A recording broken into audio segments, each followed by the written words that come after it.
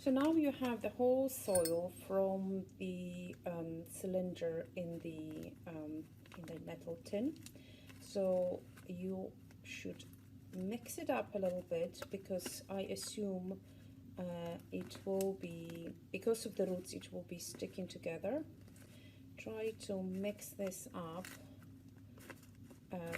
so you can take a representative sample for determination of soil water content.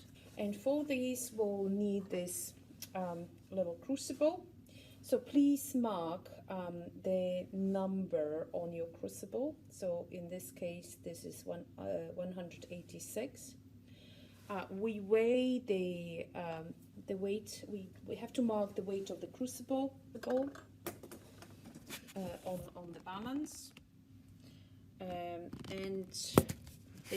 then once we have this written down, we take a small sample from the soil tin.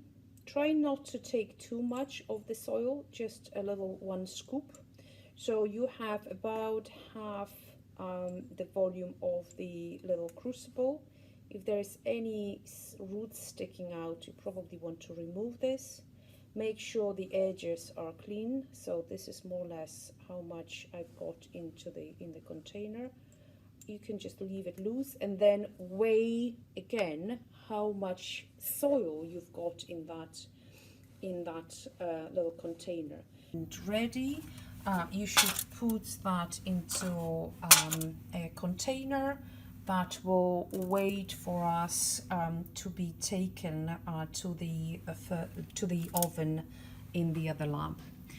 So we'll dry the samples together with for the whole group.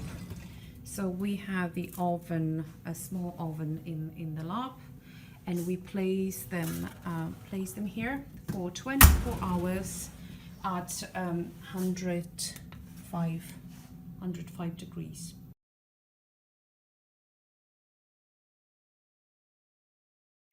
So after 24 hours, the sample will lose all the water that it contains. So we can take this out. Make sure that you wear the safety equipment, you wear gloves, because the sample will be a bit hotter.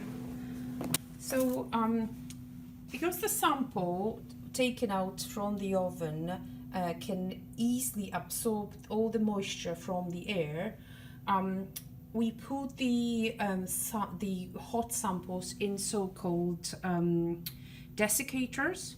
These are kind of the glass chambers that allow a cooling down of the sample without allowing the extra moisture to be absorbed from the air.